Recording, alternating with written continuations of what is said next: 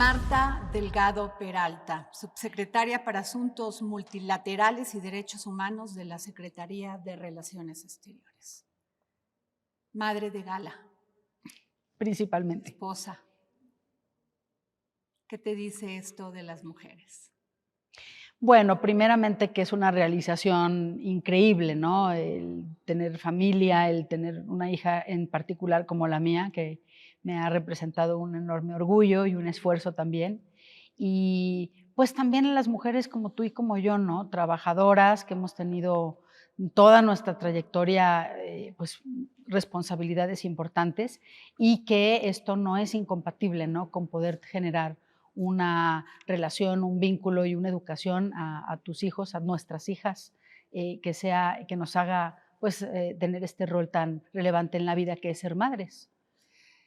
Has dedicado tu vida no solamente a ser funcionario pública, sino también a estar en varias ONGs. Inclusive fuiste diputada independiente. ¿Cómo se puede conjugar el ser madre, el ser funcionaria, pero ser activista? Fíjate que cuando yo no tenía hijos era activista y también fui funcionaria pública anterior a eso.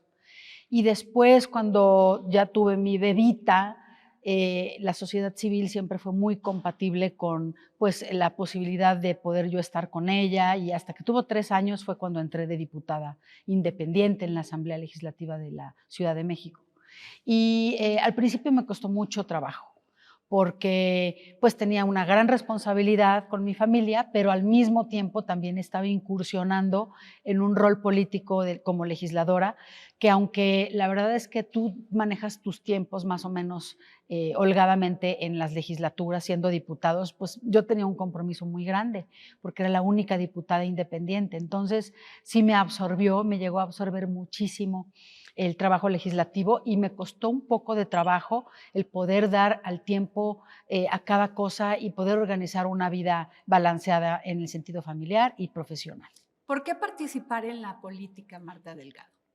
Mira, yo más que la política me fascina la función pública, mi pasión y mi vocación es la función pública y la función pública te lleva a la política. Yo fui, por ejemplo, diputada y es un trabajo político, tienes que ser electo, tienes que hacer una campaña, pero al final del día tu trabajo legislativo es un trabajo como un trabajo de responsabilidad pública. La política me gusta mucho menos que la función pública. Sin embargo, has ocupado varias posiciones, entre ellas esta de ser diputada independiente, cuando el ser diputado independiente no era algo muy común en este país. Pues fíjate que yo tuve que serlo porque mi partido, que fue México Posible, por el que me lanzó a la Asamblea Legislativa del DF, no tuvo el registro como partido político, entonces me quedé sin partido y por eso fui independiente. Hoy incluso hay posibilidad de tener una candidatura independiente, pero en ese entonces no era así. Y la verdad es que disfruté muchísimo cuando los ciudadanos se acercaban a nosotros porque en lo que querían era resolver ciertos problemas y no tanto meterse en la vida partidista. Y entonces decían, ay, pues ve con esa, hombre, con la independiente, a ver si sin temas partidistas y sin procesos electorales y sin temas de votaciones, pues nos pueden apoyar en esto o en aquello. ¿Cómo se da tu cercanía con Marcelo Ebrard? Cuando fuiste secretaria del Medio Ambiente. Mira, yo estuve de diputada y en esa legislatura hice una iniciativa que se llamó La Ciudad que Queremos. Yo decidí no lanzarme nuevamente a otra diputación y más bien presentarle a los candidatos a jefe de gobierno una propuesta de ciudad. Y el primero que se la presenté fue a Marcelo Ebrard. Él fue candidato en el año 2006 a ser jefe de gobierno, pero también fue Beatriz Paredes, fue Demetrio Sodi, Alberto Cinta, Gustavo Jiménez Pons, fueron esos 5 candidatos. A los 5 les llevé la propuesta de la ciudad que queremos y firmaron un compromiso con nosotros, organismos de la sociedad civil y grupos vecinales, y ahí conocí a Marcelo Ebrard, ya como que directamente, porque yo lo había visto como diputada, muchas veces él compareció ante la asamblea, le hice yo preguntas, obviamente seguí su trayectoria desde muchísimo antes, pero ese fue el punto de contacto. Cuando ganó, eh, me invitó a ser secretaria del Medio Ambiente solamente por el mérito de la propuesta que tenía lo que yo le llevé. Y eso habla muy bien de alguien, ¿no? De que no solamente pues elige a cuadros, no sé, políticos o a cuadros leales de su trayectoria, sino que es capaz de darle la oportunidad a alguien como yo, en ese momento un desconocido. ¿Qué planteabas en esa ciudad que queremos? Pues mira, cosas que hice después como secretaria del Medio Ambiente del gobierno de Ebrard. El poder tener una ciudad para las bicicletas, hicimos la ecobici, el Muévete en Bici, el paseo dominical los domingos en Reforma, hicimos las ciclovías, toda la estrategia de movilidad en bici de la ciudad. Planteábamos una ciudad con buena calidad del aire, una ciudad con un buen manejo de basura, una ciudad con una recuperación de los ríos, nos tocó rescatar el río Magdalena, una ciudad con un programa de cambio climático que fue el primero de América Latina, el que lanzó Ebrard en ese momento. Entonces, como que hice realidad ese plan que le había presentado en la campaña y tuve la suerte de poderlo ejecutar como secretaria del Medio Ambiente. Marta Delgado, fuiste la mujer encargada de traernos la vacuna contra el COVID-19. Esto se dice fácil, pero en un momento de pandemia, en un momento donde la situación era muy compleja con la relación de las farmacéuticas, ¿cómo le hiciste? Mira, lo primero que tuve fue la confianza de Ebrard, que tiene el mandato del presidente de buscar y conseguir las vacunas para 127 millones de mexicanos. Y la cantidad sí es importante porque muchas veces nos compararon con países que tienen 5 millones o 10 o 16 millones como Chile de habitantes. Dicen, en Chile ya llevan, pues sí, pero en Chile tienen muchísimos menos habitantes que México. 127 millones de habitantes, 2 vacunas por cabeza era un desafío mayor y lo más importante para mí fue tener la confianza que me dio Ebrard, ¿no? De decirme, encárgate tú de este proyecto siempre, y cada vez que yo tenía un problema, él pues operaba, ¿no? la solución del problema. Para mí ha sido esa, la verdad, la responsabilidad más grande de toda mi trayectoria, y chistosamente no tenía nada que ver ni con mi background o mi antecedente como ambientalista, como feminista, como sociedad civil, como persona que trabaja en las ciudades. Tengo muchas áreas de expertise, pero vino por el área de salud, un área que yo desconocía completamente y que tuve que aprender y que tuve que estudiar y volverme también muy apta para negociar los contratos para México. ¿Cómo es trabajar con Marcelo Ebrard?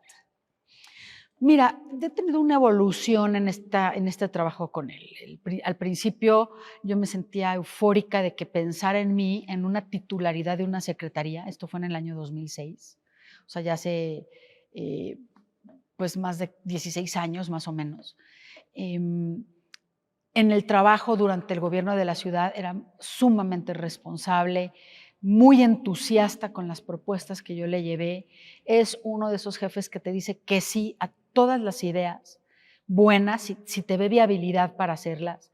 Si no te ve, te dice dónde puede haber los problemas, pero te dice, revisa si podrías tener este u otro problema y si lo logras superar, lo hacemos. O sea, la verdad es que es un jefe como que te deja ser, ¿no? Para mí ideal. Hay personas que las tienes que estar chicoteando y que no es el jefe ideal, porque Marcelo te deja hacer, no es alguien que esté encima de ti. Pero para quienes somos unos hacedores de cosas, este tipo de liderazgo es fundamental. Y posteriormente, bueno, ya una confianza cada vez más cercana por compartir los ideales, por estar juntos en el movimiento de izquierda de México. Yo siempre he estado en mi vida en la izquierda, y el poder hacer políticas públicas que beneficien a millones de personas y pensarlas juntos nos fue acercando cada vez más. Además, yo lo respeto enormemente como un estadista, como un político de altísimos vuelos, y he aprendido mucho también de función pública y de política al estar en su equipo de trabajo. ¿Tú fuiste parte de las cuotas o de una parte de ese desenvolvimiento, lucha, fuerza? Mira, yo creo que de las 2 cosas. Yo me enorgullezco en poder decir que fui parte de un gabinete de Marcelo Ebrard, el primero con paridad de género en la historia de México. Tuvo mitad de secretarios, mitad de secretarias. Y parte, pues, de mí, pues sí, era que yo cumplía con esa parte de mitad mujeres que él quería, pero estoy segura, y como él tenía una trayectoria ya anterior de interés en el tema ambiental, que mi propuesta le gustó, y tan es así que la ejecutamos más allá de que yo era mujer o no. Y bueno, sí fui parte de un gabinete con la mitad de mujeres, cuota, pero también de una convicción y de una causa que Ebrard siempre ha tenido como una prioridad, que es el tema ambiental. Como feminista, ¿qué piensas precisamente de las cuotas? Estoy totalmente a favor de las cuotas. Y pienso que es cuando ya tú eres beneficiaria de la equidad de género, se te olvida que lo hemos logrado gracias a que en algún momento las hubo, las cuotas. Los países que ya tienen la equidad en algún momento tuvieron esas cuotas. Los que están en contra de las cuotas muchas veces apelan a que el mérito es lo que tiene que privilegiarse, pero a los hombres nunca se les exige tanto ese mérito. Entonces, si somos la mitad de la población, bueno, pues tiene que haber mitad de meritorios mujeres y mitad de meritorios hombres. ¿Qué significa ser feminista en un gobierno de izquierda? Pues mira, significa la realización de derechos, el ejercicio de derechos que nos fueron negados por décadas. Es un gobierno que los abraza, que tiene convicciones. Desde la izquierda ha tenido, pues obviamente una apuesta porque las mujeres tengamos igualdad, porque se disminuya la violencia hacia las mujeres, porque tengamos una libertad también de decisión sobre tu cuerpo como mujer. Todas esas causas por muchos años fueron pues, causas que no ganaron, ¿no? Que no fueron leyes y que no se convirtieron en políticas públicas. Y hoy esas cosas son leyes y son políticas públicas, y eso es un motivo, un timbre de orgullo para la izquierda en México. ¿Tú crees que este gobierno ha generado condiciones para que las mujeres progresen, tengan equidad, estén libres de violencia? En muchos aspectos sí, aunque no dejaría de admitir que tenemos desafíos, porque estas circunstancias de nosotras no se pueden abatir de un día para otro. Son temas que vienen pues muy imbricados en la condición de la mujer desde que nacemos, en nuestras generaciones, en nuestra educación. También en la manera como se hace el manejo de la administración pública, incluso en el sector privado. Tú has de haber sido testigo también de la discriminación, de la falta de acceso de las mujeres a los cargos del poder en el sector privado, en los medios. Es una lucha de género, no es una lucha política, ni es una lucha del gobierno o de la sociedad civil. Es una lucha de las mujeres, de todas nosotras, en donde quiera que estemos. El gobierno de México persiste en la búsqueda, ¿no? de mayor justicia, de abatir la violencia, pero eso no quiere decir que no tengamos violencia. En México sigue eso, ¿no? Y es uno de los grandes lastres que tiene el país, el poder terminar con esta violencia hacia las mujeres.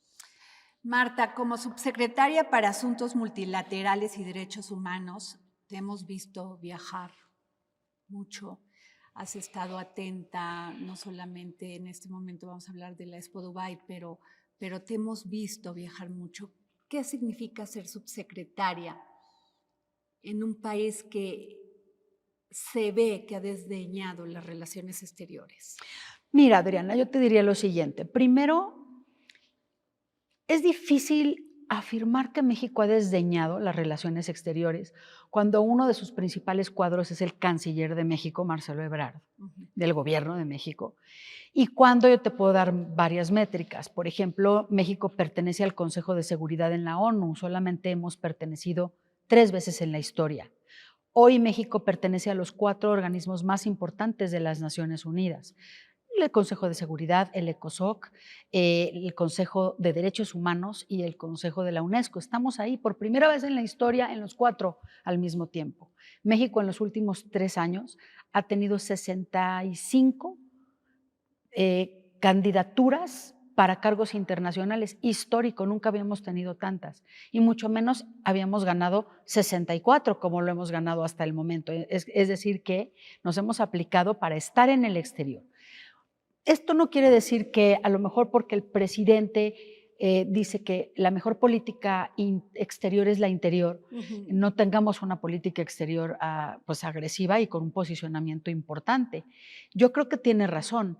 Lo que hemos tratado de hacer es que nuestras políticas en el exterior se reflejen en el bienestar en el interior. Y la verdad estamos aprendiendo a hacer eso porque no se hacía así.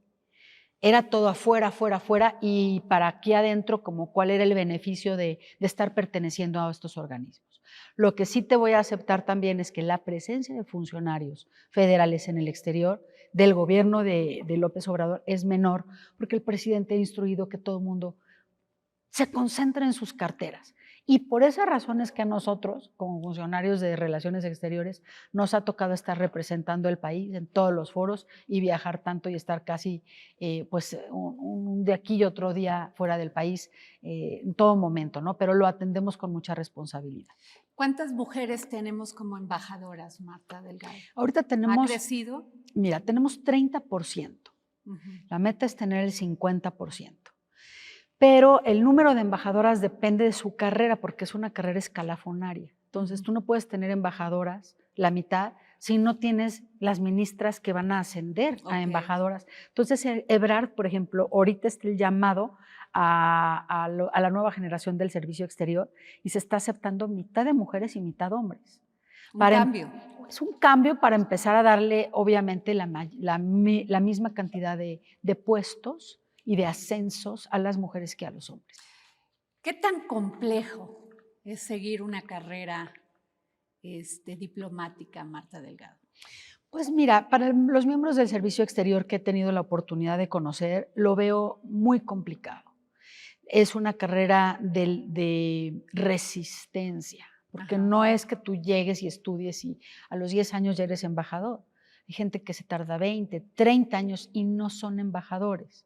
Entonces, creo que también la remodelación de esa estructura es muy importante y tendría que repensarse. Y también los sacrificios que yo he visto que hacen en el servicio exterior por las familias que tienen que estar a veces separados, lejos de tu país.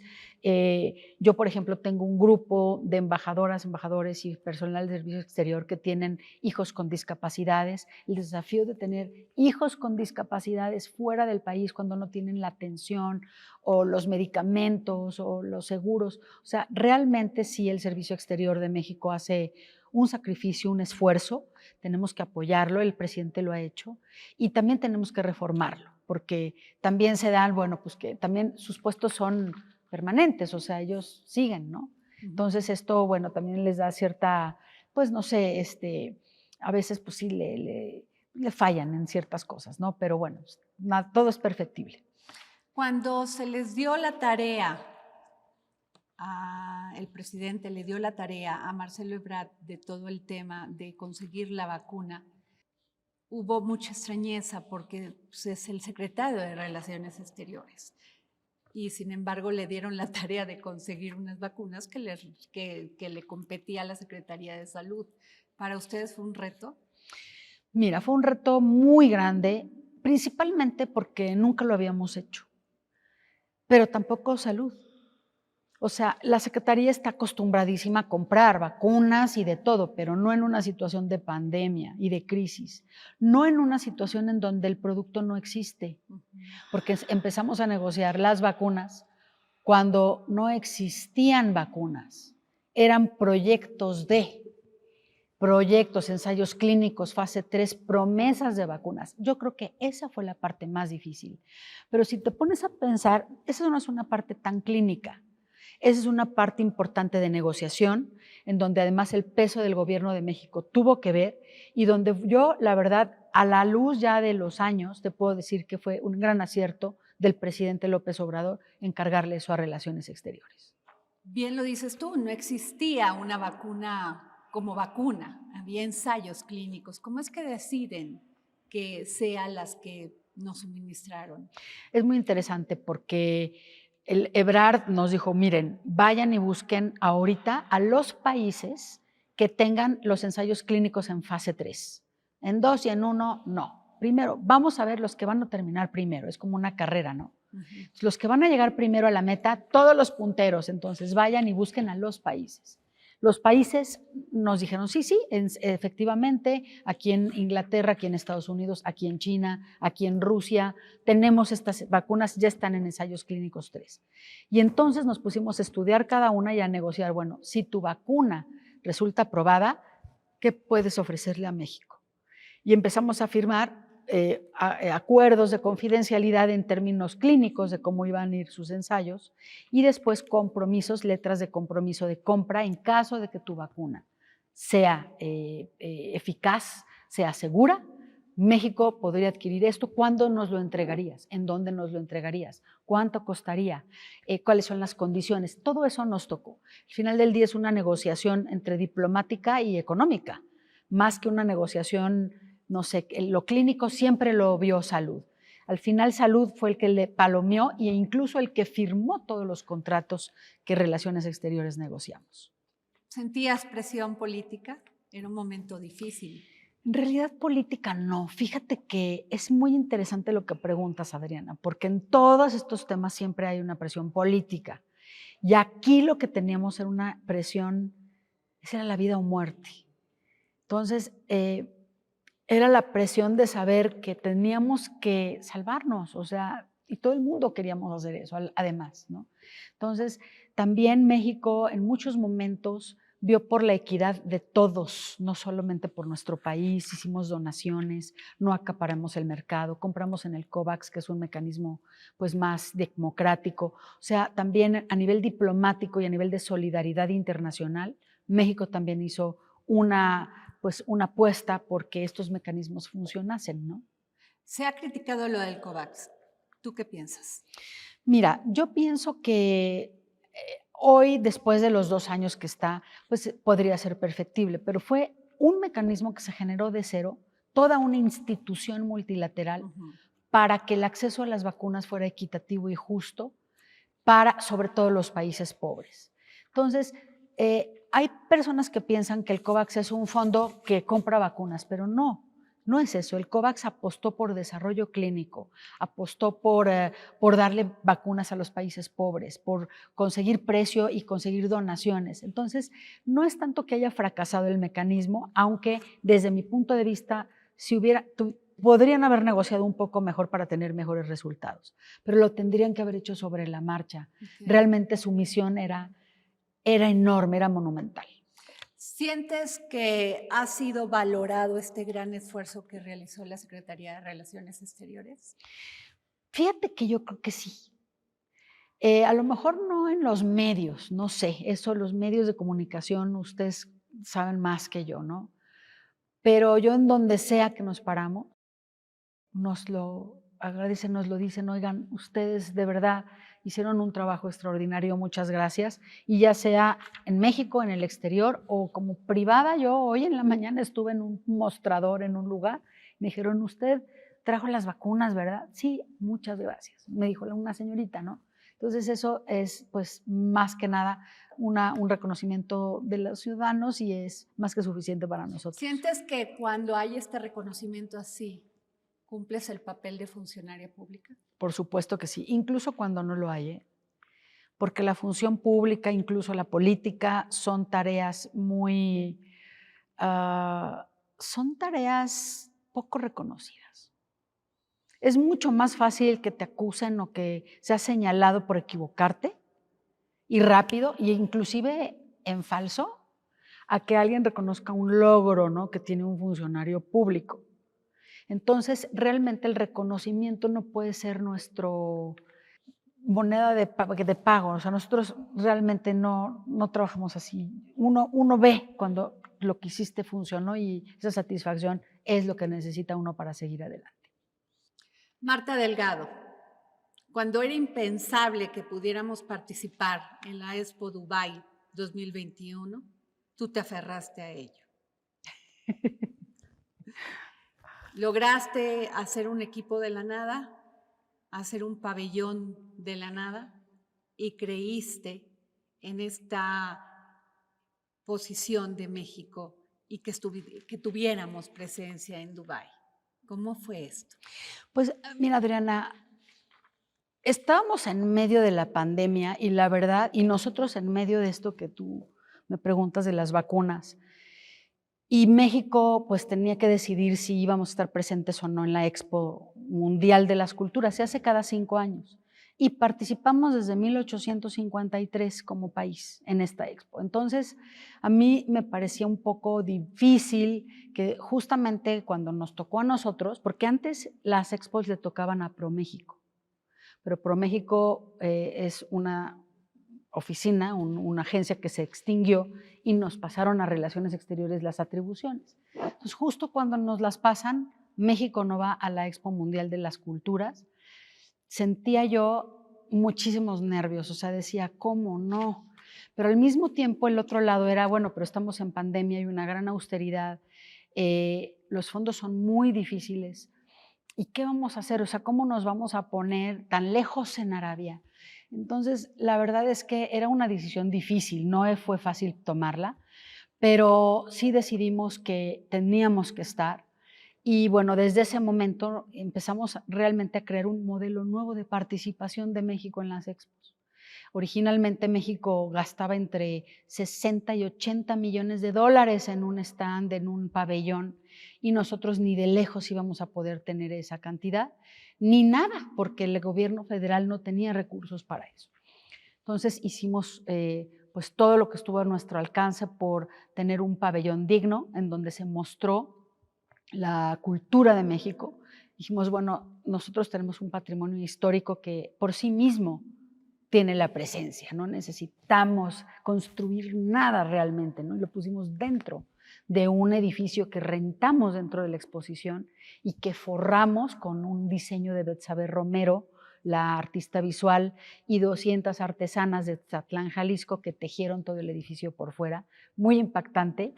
Entonces estuviste ahí, tuviste cómo, la verdad, te vas acercando al pabellón y vas diciendo, ¿cómo esto está tejido, no? Y fue un desafío, la verdad, muy grande para nosotros conseguir los fondos privados y de los estados, de los gobiernos estatales para poder estar presentes.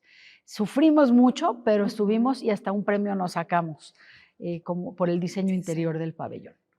No creían en eso. ¿Te fue difícil en cierto momento tener el apoyo de los empresarios? Muy difícil. De hecho, el canciller Ebrard me dijo, híjole, ahorita con las condiciones de la pandemia, nadie te va a querer apoyar en esto, Marta. O sea, ¿cómo le vas a hacer? Yo te apoyo en lo que me digas, yo te ayudo, pero bueno, considera que estamos en un mal momento, ¿no? Y poco a poco, bueno, fuimos encontrando los intereses legítimos, obviamente, de llevar productos de México a mercados que no tenemos, y fuimos insistiendo en la necesidad de que habría que llevarlos, inclusive por la pandemia. La narrativa que fue más, yo creo que pegó más, ¿no? Fue el decir, ustedes empresarios no pueden viajar ahorita a ningún país, y están todos en Dubái. 190 países del mundo están ahí con sus stands y con sus pabellones y sus áreas económicas. Cualquier negocio, no con Dubái ni con Emiratos, con cualquier país del mundo lo pueden hacer ahí. ¿Qué les parece? Entonces ya hubo varios que dijeron, no, sí. Un equipo de trabajo extraordinario que tuve la oportunidad de encabezar, una dirección del pabellón de primer nivel que hizo Bernardo Noval, la comisaria Marta Jaramillo, la embajadora Francisca Méndez en ese momento. Todos nos hicimos como un equipo de trabajo muy unido, mi director de vinculación, Rodolfo Osorio, que lideró los trabajos desde México, y lo conseguimos, y la verdad es una de las satisfacciones más grandes que yo he tenido en estos 3 años de gobierno aquí en México. ¿Cuántas personas lograron entrar al pabellón de México en Dubái? 370,000 asistentes tuvimos del 1 de octubre del 2021 al 31 de marzo del año 2022, y más de 15,000 personas asistieron a nuestros eventos culturales. Marta, anteriormente ProMéxico tenía un apoyo de 180 millones de dólares o más. Tú no tenías nada, o casi nada. Pero te obligas a pensar de otra manera. Ok. Inclusive te puedo yo decir, Adriana, que si hubiéramos tenido ese dineral, no sé qué hubiéramos hecho. O sea, la escasez, la austeridad, sí la sufrimos, la padecimos, pasamos por momentos de que teníamos que pagar, rentar, los proveedores allá tienen que ser unos y cobran en dólares y tienen sus programas de trabajo, no te puedes retrasar, no es de que mañana te pago, o sea, es duro, muy duro, pero aprendimos cosas increíbles de la creatividad mexicana, del patrimonio de México, que en sí mismo presentarlo ya no tienes que de verdad ponerle gran cosa. Y también otra cosa que te quiero compartir. En esta exposición fue donde más talento de artistas, pensadores y diseñadores hemos llevado en las expos. En eso invertimos el dinero más que en una obra de arquitectura. Yo creo que es una gran enseñanza porque dejó una huella la presencia de los artistas mexicanos. Llevar seres humanos, no cosas. Llevar talento, decir, esto es mexicano, este cantante de ópera, ah, caray, mexicano, ¿no? Hay esta bailarina clásica, ah, caray, es mexicana. María Catzaraba, esta cantante, esta soprano, mexicana, de verdad. Entonces, es un gran orgullo también poder llevar el talento mexicano y que tu timbre sea no una obra arquitectónica, insisto, sino todo tu talento en las artes, en el pensamiento, en el diseño. Llevamos literatura, llevamos discusiones, debates sobre la lengua, sobre el árabe y el español, o sea, estuvo increíble. ¿Cuál es la mayor satisfacción y también que te queda de esta expo, pero también lo que faltó? ¿Qué faltó, Marta?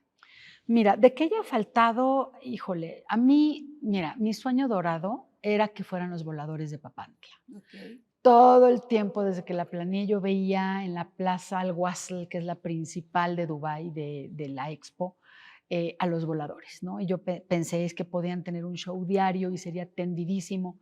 Y fue muy difícil llevarlos, no pudimos, fue un fracaso, no pude llevar los voladores. El palo, ponerlo, no eran las especificaciones. Al ser rentado nuestro pabellón, no pudimos instalar el palo. Okay. Entonces, fue algo que en lo material no lo pudimos concretar y sí fue una frustración porque yo era como que la cereza del pastel, los voladores, 2, 3 otras cosas así, ¿no? La gran sorpresa para nosotros fue tener un premio de oro, la medalla de oro de diseño interior de este tipo de pabellones. Cuando nos llamaron al escenario pensé que nos íbamos a sacar el tercer lugar y sacamos el trofeo de oro. Entonces, ahí yo creo que también la Expo vio el esfuerzo y vio todo el programa cultural, no solamente el pabellón. Porque nosotros al tener un pabellón pequeño, decidimos lanzarnos a los 16 espacios que tenía la Expo y los teníamos saturados. Decían, México más, sí, es que queremos a la Sonora Santanera y a Lila Downs y queremos llevar también a Isaac Hernández a bailar. Entonces teníamos cada semana una presencia ahí y eso contó para ese premio y también es una gran satisfacción que hayan conocido el talento mexicano. Marta, ¿qué se logró de este gran esfuerzo de llevar este pabellón de México a la Expo Dubai? Mira, yo diría en 3 planos. Uno, se me olvidaba decirte que se puso un restaurante dentro del pabellón. Entonces, el tema de difundir la gastronomía mexicana como patrimonio de la humanidad, se lo llevaron cientos de personas, miles, miles de personas de la región conocieron lo que es la gastronomía y ahí también se pone en boga, ¿no? La verdad fue uno de los cosas más nombradas de la Expo, ¿no? El restaurante de México. También tuvimos cierre de negociaciones comerciales muy importantes, producciones de películas de la India en México, inversiones en México para los puertos, llevamos también pequeñas y medianas empresas que la Secretaría de Economía apoyó para tener allá sus productos y comercializarlos. Tuvimos una tienda de Fonart y de Fomento Cultural Banamex que vendió casi toda la artesanía y dar a conocer a los artesanos mexicanos. Se quedó una exposición, pero sobre todo yo creo que te voy a contar rápido una cosa. Una amiga mía que no es mexicana, que es funcionaria de Naciones Unidas, fue a la Expo de Dubái y le preguntó a la familia real, oye, tengo yo muy poco tiempo para estar en la Expo, solamente voy a estar una mañana, su excelencia quisiera que me dijera qué pabellones necesito conocer. Le dijo, mira, yo iría al pabellón de Saudi Arabia, Ujú. que por cierto ganó el primer lugar de los construidos arquitectónicamente. Iría al pabellón de Suiza e iría al pabellón de México. Ese hecho te demuestra que el nombre de México trascendió, se hizo una presencia en donde la mayoría de la gente sabe que estuvimos ahí y tiene una buena impresión. Sobre todo la gente que estaban, éramos mexicanos, ese calor humano de México, esa alegría, se dejó esa huella y pienso que también como experiencia de inversión y de promoción económica fue extraordinaria. Recuerdo una reunión de el Tren Maya, también para apoyar la inversión y el interoceánico. Exacto, allí se promovieron las obras de infraestructura más importantes del presidente. Teníamos unos videos y bueno, hubo muchas reuniones y hubo cientos de reuniones de negocios en el pabellón. Teníamos toda la expo cultural y la experiencia inmersiva y la tienda, el restaurante y el piso de arriba era el centro de negocios que estaba todo el tiempo lleno con personas que querían comprar o vender cosas de México o hacia México. Marta, has apoyado mucho el tema de las mujeres, lo hemos hablado anteriormente, pero tu trabajo con estas mujeres afganas que llegaron a México huyendo de su país fue un tema muy importante, sobre todo tu trabajo de apoyo. Mira, también esos son los momentos en donde los países toman decisiones, ¿no? Que pueden salvar. O sea, es que para mí eso es salvar la vida, o sea, de otra persona es un valor humano superior. Entonces, cuando, imagínate, empiezan a salir rápidamente cuando el talibán toma Kabul, empiezan a salir y salir personas y empiezan a pedir refugio, asilo o visas humanitarias a todos los países. Y se empiezan a topar con el no, porque no creas que dijeron que sí la mayoría, fue la minoría. Después ya empezando a ver y pues déjame ver y 6 meses después empiezan a analizar la situación algunos. Pero en el momento, México fue uno de los primeros 10 países que dio visas humanitarias, en particular el primer equipo que recibimos de robótica, estas Afghan Dreamers, que eran chicas que concursaron en concursos de robótica y ganaron en muchas ocasiones y tienen profesiones no convencionales y tenían riesgo de permanecer allá. Y dijimos, Ebrard dijo, no, bueno, vamos a hacer todo lo necesario para que vengan y que estén en México. Lo más difícil no fue eso. Lo más difícil fue que al hablar con las organizaciones que las estaban orientando, ellas no querían salirse. Y nos dijeron que si no eran con sus familias, no se iban, obviamente, ¿no? ¿Cómo te vas a ir a dejar atrás toda tu familia? Entonces tuve que yo grabarle un video, decirles si quién era yo, en dónde, en qué país del mundo estaba. A lo mejor era la primera vez que escuchaban de México y que nos comprometíamos a que vinieran ellas primero y que todas las familias iban a ser recibidas en nuestro país y tenían este compromiso de nuestro presidente, ¿no? Y se animaron y se vinieron y después trajimos a las familias. Marta Delgado, sin duda alguna has trabajado muchísimo como funcionaria pública. ¿Qué esperamos de ti en estos 2 años, 3 años? Pues mira, mi trabajo, mi compromiso con Ebrard es completo. Tenemos hoy una área de promoción económica que necesita despegar y consolidarse, además de una necesidad también del país por fortalecer nuestro comercio exterior y por atraer la inversión extranjera. Entonces, es una labor muy desgastante, ¿no? Porque todos los países quieren lo mismo, todos los países buscamos esas inversiones, nos vamos a dedicar a eso. Obviamente nuestra participación en las Naciones Unidas la encabeza esta subsecretaría, estamos en todos los organismos, tenemos una guerra desafortunadísima, entonces México participa con mucha gente dice y piensa que México es blando, no es suficientemente vocal y no, lo que México hace es muy interesante. O sea, México no se deja llevar ni por uno ni por otro presiones. México tiene ciertos principios de política exterior, los cumplimos al 100%, pero además somos un país muy confiable para los demás.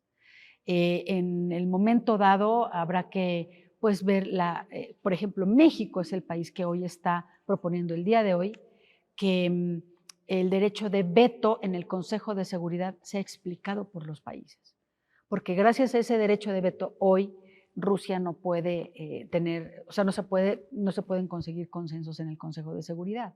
Y así México va avanzando en causas que son importantes a nivel multilateral. Entonces esas son nuestras responsabilidades. Marta, 2024, tu apoyo a Ebrard. Ese es absoluto.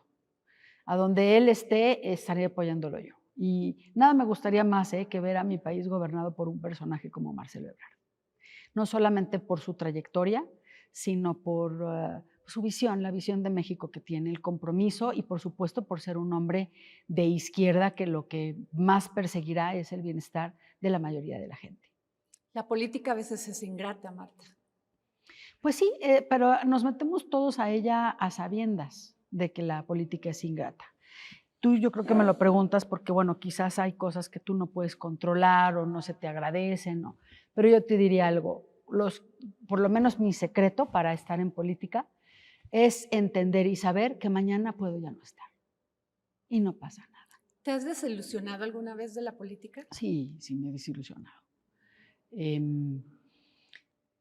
Han habido momentos muy difíciles en toda mi trayectoria, tengo 30 años en esto, pero también ha habido muchas satisfacciones. Entonces, me parece que entra en la política en cualquier tipo de profesión, que te da ilusiones, que te recompensa y que también también te da desilusiones o te da golpes.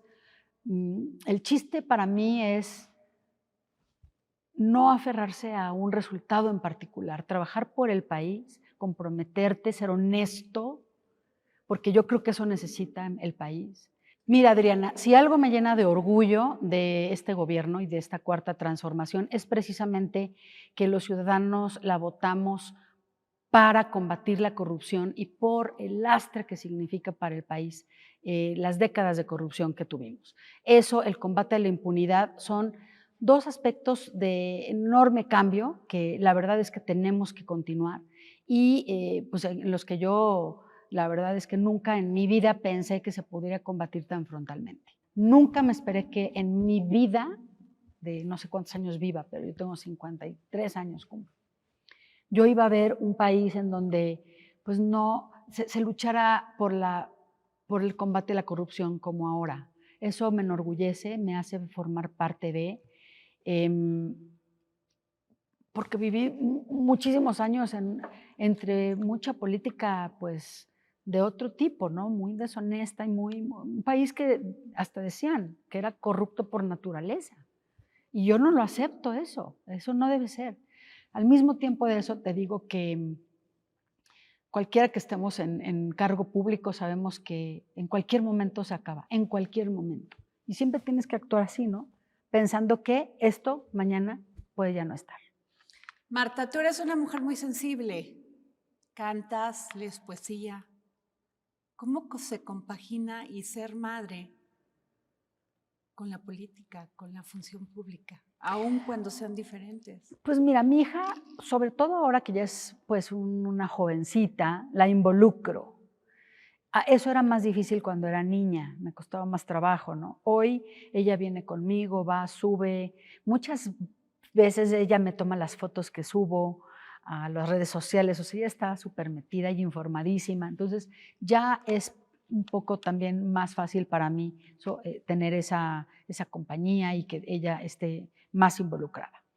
Y con lo demás, pues hay momentos en la vida, ¿no? Yo tuve 6 años entre el año 2012 y el 18, no tuve un cargo público, que es lo que a mí me gusta hacer, ¿no? Y mi esposo me dijo, es que a ti también te gusta hacer otras cosas. Si vas a estar en la banca, pues haz otras cosas, las que te gustan a ti. Canta, haz tu huerto, que yo me gusta mucho el cultivar. cocina, que me encanta la cocinada, estudia, que me gusta estudiar. Entonces, aprendí también a que tienes un poco que no aferrarte, ¿no? A siempre estar, a siempre ser y a siempre, no, hay momentos en los que estás y otros en los que no.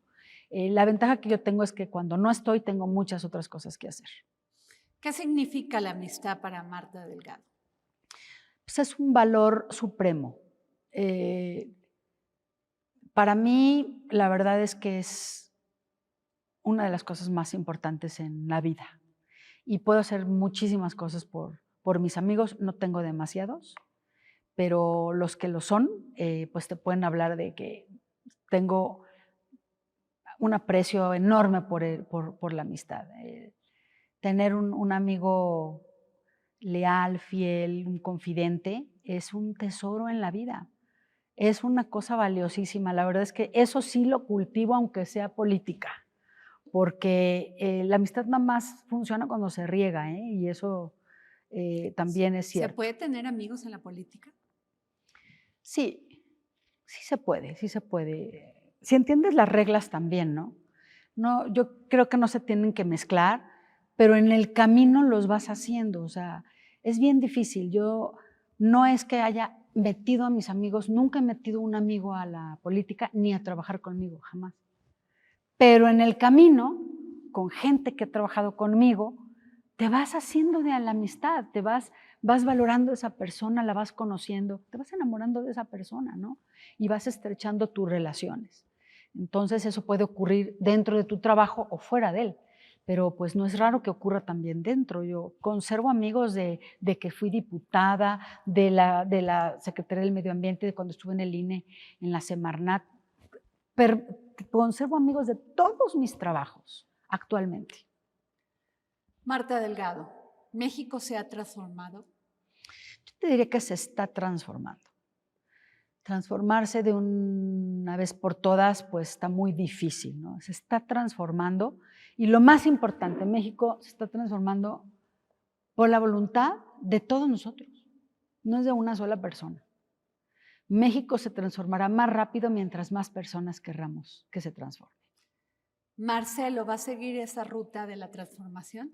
Sí, claro, Marcelo es un convencido de que México tiene que seguir esa ruta de transformación. Siempre lo acompañó, siempre lo ha manifestado públicamente y sin duda alguna su gobierno será un gobierno para continuar esa transformación. En ese camino va a haber muchos amigos, otros que no lo son. ¿Estás preparada para seguir ese camino? Pues sí, porque también creo que tengo algunos amigos que les importa muy poco si yo soy subsecretaria o soy política o no, ¿no? O sea, podemos seguir, o sea, nuestra amistad independientemente de a qué nos dediquemos. Más bien te diría que mis verdaderos amigos les importa bastante poco mi cargo, ¿no? Estamos en la vida de amigos por otras cosas. Muchas gracias, Marta Delgado, por esta entrevista. A ti, Adriana, por la oportunidad.